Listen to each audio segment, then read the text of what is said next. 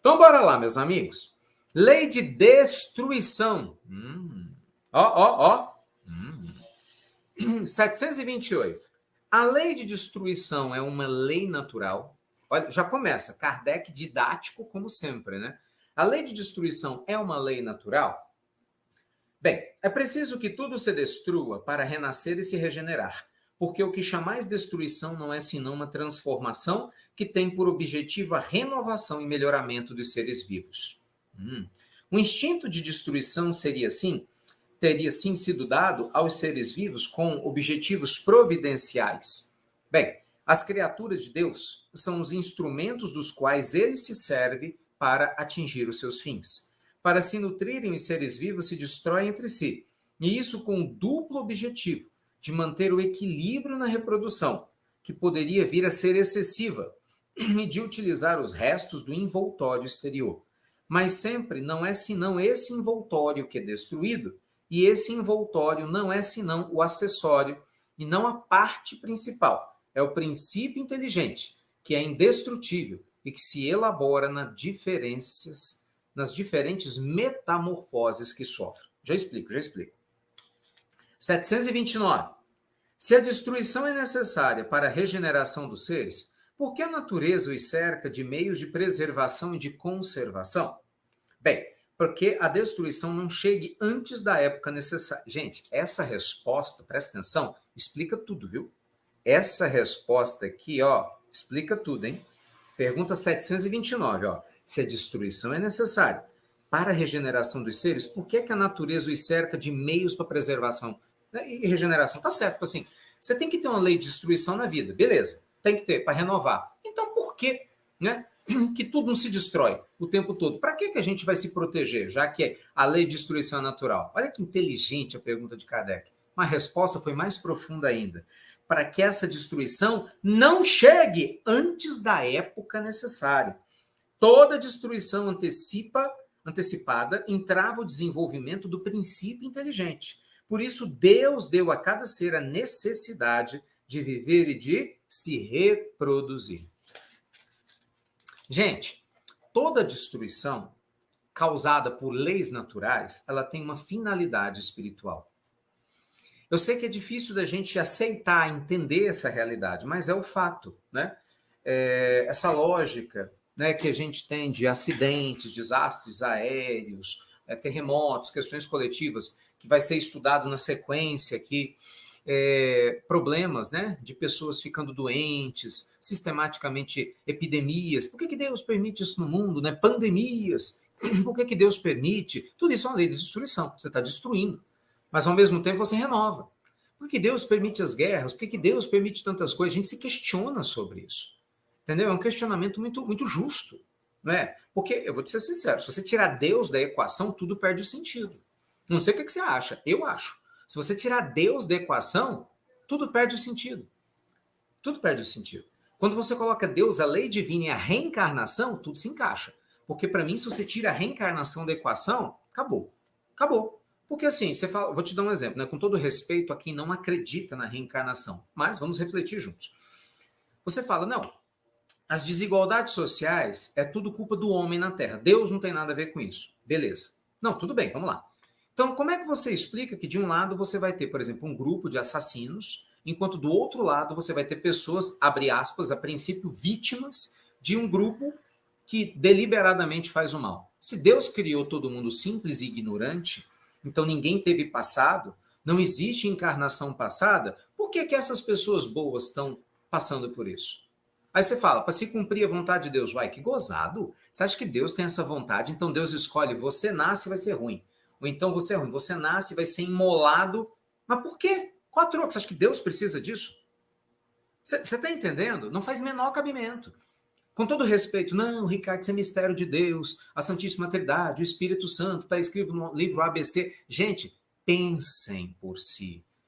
O Senhor da vida dá sinais, não é só através de livros, não, ele dá sinal através da sua vida. Você tem inteligência própria, você tem um coração próprio para tomar as suas conclusões. Observe a inteligência sublime que criou o nosso globo, o universo, os universos conhecidos. Você acha que esse Pai Celeste perfeito ia permitir que uma só folha, na fala de Jesus, que um só fio de cabelo caísse sem que houvesse um propósito?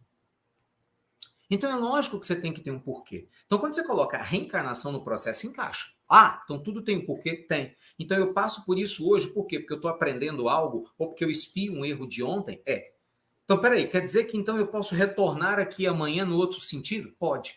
Então, eu posso, por exemplo, reencarnar hoje, viver 7, 8 anos, desencarnar como criança, porque eu tinha uma energia pendente, porque de repente eu me suicidei 7 anos antes do tempo na vida passada, e aí eu reencarnei para resgatar esses anos que estavam faltando? É. Por isso que eu tinha problema respiratório, que eu fui lá e tomei veneno? É. Ah, tá. Então eu volto para o mundo espiritual, meu perispírito está melhor, eu posso retornar à vida material e ter uma vida mais longa? Pode. Vai, não sei, mas pode, pode. Tem um porquê. A lógica da destruição começa a ser trabalhado dentro de uma máquina divina em que tudo faz sentido pelo amor de Deus. Mas quando você tira esse conceito, vira uma bagunça, vira uma baderna. Né? Então, assim, Kardec ele vai fazendo uma sequência de perguntas aqui na lei de destruição perfeita para as nossas reflexões. Perfeita para as nossas reflexões. E eu sei, é profundo, gente, não são respostas fáceis, né? São questões muito delicadas. Vamos lá, vamos continuar um pouquinho. Vamos lá, vamos avançar. Pergunta 730. Visto que a morte deve nos conduzir para uma vida melhor, o que nos livra dos males desta e que assim ela está mais para ser desejada que temida, porque o homem tem dela um horror instintivo ou faz temê-la? Já o dissemos, o homem deve procurar prolongar sua vida para cumprir sua tarefa. Por isso, Deus lhe deu o instinto de conservação que sustém nas provas e sem o qual se deixaria muito frequentemente levar ao desencorajamento. A voz secreta que o faz repelir a morte lhe diz que ele pode ainda fazer alguma coisa pelo seu adiantamento. Quando um perigo ameaça, é uma advertência para que aproveite a moratória que Deus lhe concede. Mas, ingrato, rende, mas frequentemente graças à sua estrela, que é o seu Criador. Uau! Olha só o que é que o Espírito de verdade está dizendo. Todos nós devemos fazer o máximo, gente, que a gente possa, para aproveitar a nossa vida na Terra, para evitar a morte o máximo possível, para valorizar a vida. Por quê? Porque se nós estamos aqui, existe um propósito. Porque se, abre aspas, a lei de destruição tiver que nos abraçar, isso vai acontecer naturalmente, não é você que vai buscar. Então, olha que diferença. Você sai para uma festa, aí você chega na festa e começa a beber. Vai beber. Você está dirigindo. Poxa, todo mundo sabe que álcool e volante não combinam. Né? Aí você enche a cara. Não, eu estou em condições de dirigir o carro. Sabe essa coisa de bêbado? Sabe, que acha que pode tudo e na verdade não entende nada? Não, eu sei o que eu estou fazendo. Não sabe coisa nenhuma.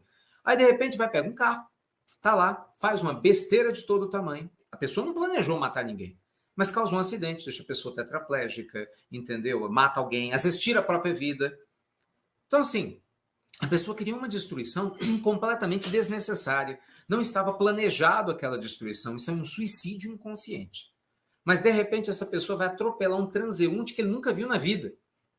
Aí você fala, caramba, como é que a lei divina cria esse sistema? Né? E aquela pessoa, do nada, que vai ser atropelada por um sujeito bêbado que ela nunca viu na vida. Você pode ter certeza que aquela pessoa que acabou sendo atropelada, existe um motivo do porquê.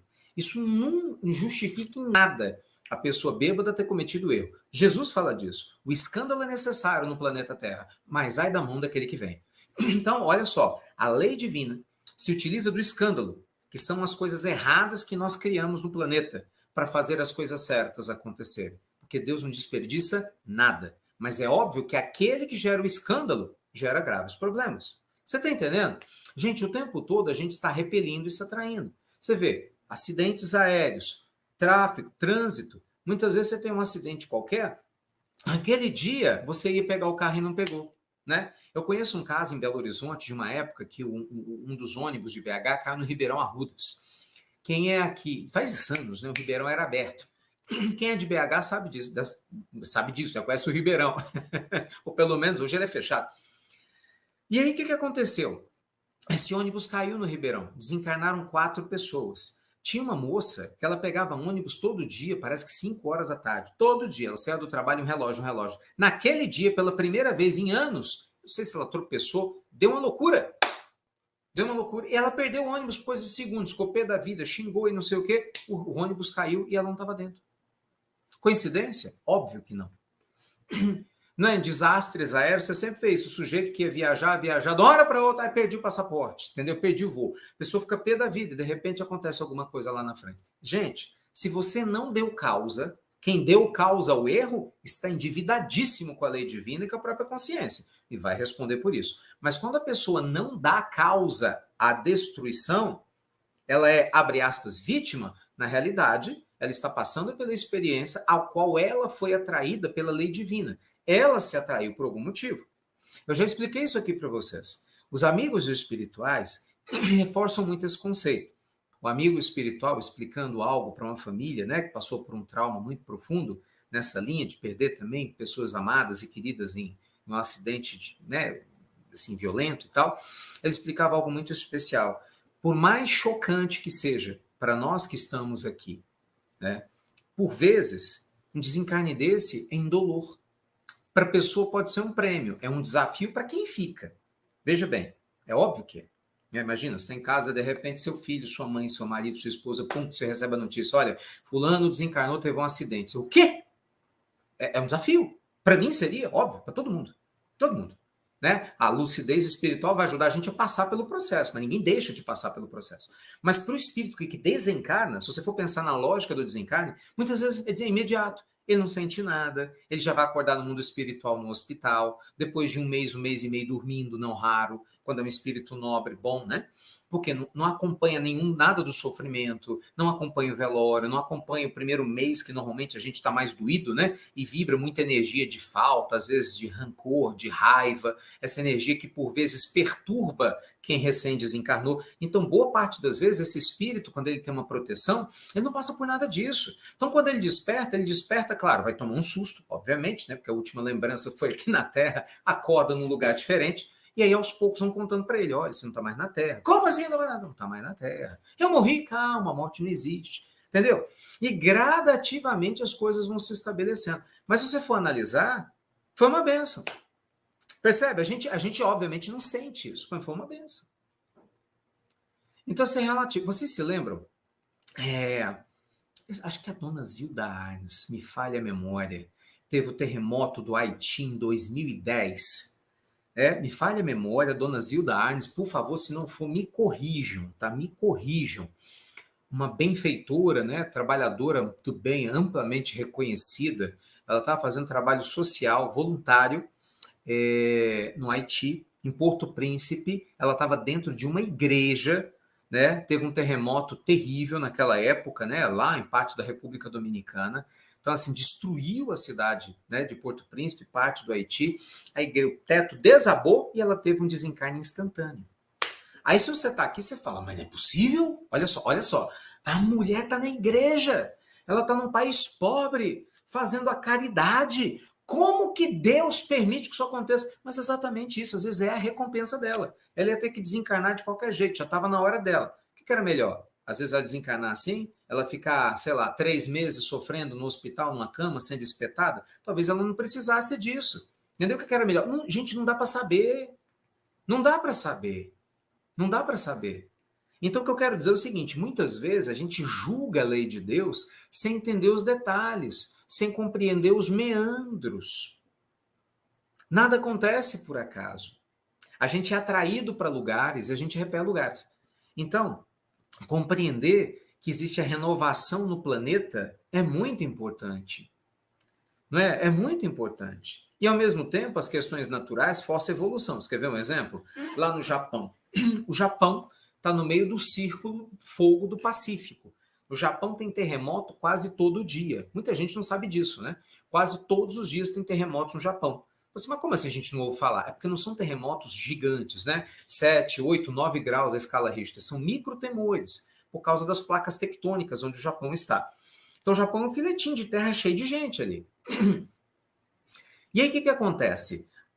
Imagina, o Japão já passou por desencarnes coletivos, né? Recentemente, o problema de Fukushima, o maremoto, né? Tsunami que aconteceu, me falha a memória também, acho que é 2010, 2011, desencarne quase 20 mil pessoas, uma loucura, né? Loucura. E quantas acidentes, né, que já aconteceram no Japão. Enfim, o povo japonês, usando a inteligência e a disciplina, criou prédios, né, que não são totalmente contra terremotos, mas que praticamente nem sentem os terremotos. Vocês já viram? Depois coloca no YouTube prédio japonês contra terremotos. Vocês vão ver, tem as borrachas da engenharia atual, o prédio treme, mas a pessoa não sente quase nada. É como se fosse uma espécie de amortecedor. Gente, você consegue imaginar um negócio desse há 100 anos atrás? Não tem como. Então, o que quer dizer? A tragédia coletiva, pela lei de destruição, e obviamente desencarnou quem tinha que desencarnar. Quem não tinha, não desencarnou, você tem certeza disso. Tem certeza disso. Mas quem foi, retorna ao pátrio espiritual e segue seu caminho. Aqueles que ficaram, utilizaram-se da lei da destruição, ou seja, do problema, para buscar novas soluções. E assim por diante. Veja você que mesmo uma tragédia horrorosa, terrível, vergonhosa, como as guerras mundiais do século passado, geraram evolução que acabaram sendo trazidas para o nosso dia a dia. Muita gente não sabe, o alumínio das panelas, né, raio-x, uma série de outros benefícios vieram de pesquisas feitas para armas bélicas e na época da corrida espacial entre os Estados Unidos e a ex-União Soviética. Quer dizer, de algo muito ruim, Deus tira algo muito bom. Então, gente, nada acontece por acaso.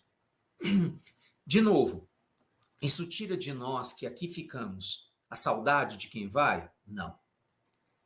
Entender isso tira de nós que aqui estamos, às vezes, a dor de saber de algo, né, dessa magnitude que choca? Não. Tira de nós quando nós desencarnamos? Não. Não tira. Mas o conhecimento traz a nós a condição da gente se adaptar melhor às situações. O conhecimento nos liberta da ignorância que nos faz revoltar. Porque a tristeza é inerente à vida humana. E Deus sabe disso. Tanto que é uma das emoções básicas. Mas a revolta que gera ódio, raiva, rancor é inerente à infantilidade humana, que é diferente.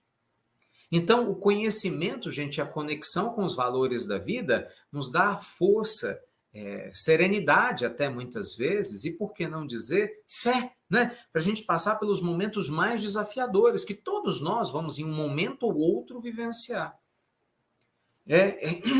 A gente não se liberta, a gente não evita passar por muitas situações. Algumas sim, outras não. Mas a fé em Deus, gente, o conhecimento, nos dá a condição, a sabedoria, para a gente poder passar por tudo isso com muito mais leveza. Não é verdade? Eita, meus amigos, isso é muito profundo. Muito profundo. Eu falo para vocês, né? Ter uma vida quântica, uma vida acima da média, não é não ter uma vida com problemas. As pessoas confundem. E eu juro para vocês, isso foi uma virada de chave na minha vida.